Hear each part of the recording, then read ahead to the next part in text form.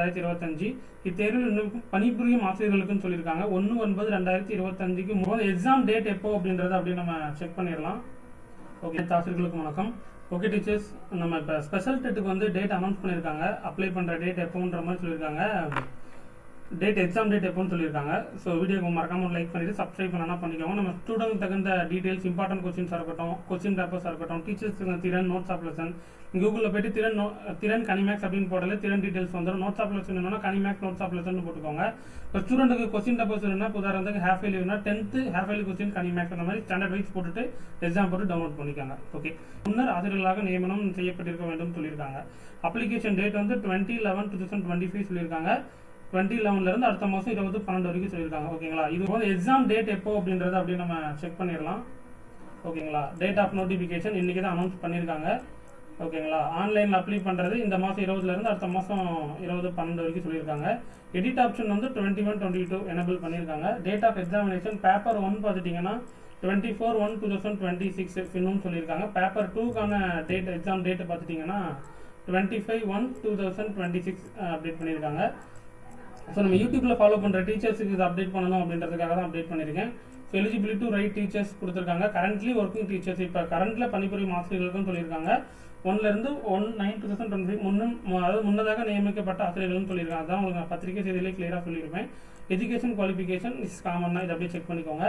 So மறக்காமல் இந்த வீடியோவை உங்கள் டீச்சர்ஸ் ஷேர் பண்ணுங்கள். கண்டிப்பாக யூஸ்ஃபுல்லாக இருக்கும்னு நினைக்கிறேன்.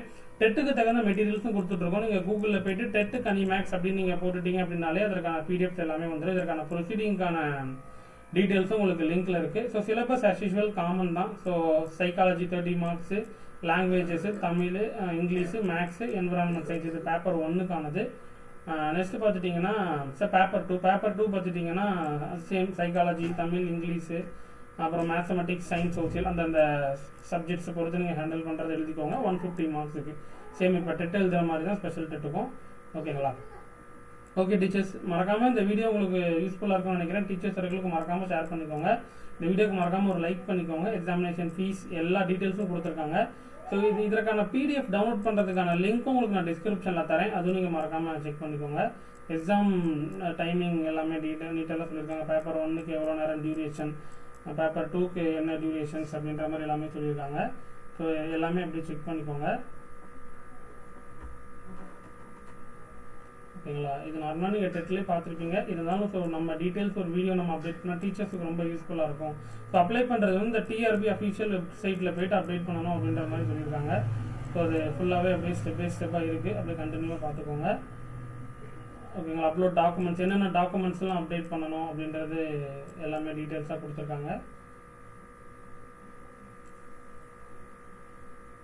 ஃபர்தர் டீட்டெயில்ஸ் எது வேணும்னாலும் கமெண்ட்ஸில் மறக்காமல் கேளுங்க டீச்சர்ஸ். கண்டிப்பாக நம்ம அப்டேட் பண்ணலாம். ஸ்டூடெண்ட்டுக்கு தகுந்த இம்பார்ட்டன்ட் கொஸ்டின்ஸ் எல்லாமே நம்ம தொடர்ச்சியாக கொடுத்துட்டு வந்துட்டுருக்கோம்.